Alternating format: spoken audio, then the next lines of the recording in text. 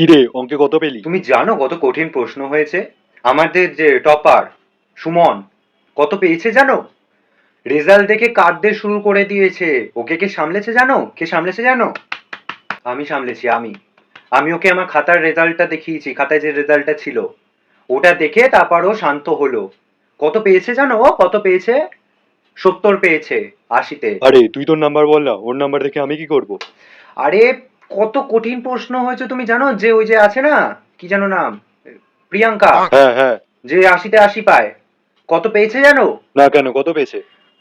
বলতে পারবো না গো, বলতে পারবো না। এত খারাপ রেজাল্ট করেছে, এত কঠিন প্রশ্ন হয়েছে। আরে তোর নাম্বারটা বল আরে না। তুমি ওটা ছাড়ো, কত কঠিন প্রশ্ন হয়েছে ভাবো। আরে তোর নাম্বারটাই জিজ্ঞেস তুমি করেছি। জাস্ট বিলিভ করতে পারবে না, এত কঠিন প্রশ্ন হয়েছে। ধুর বাবা, নাম্বারটা বল না।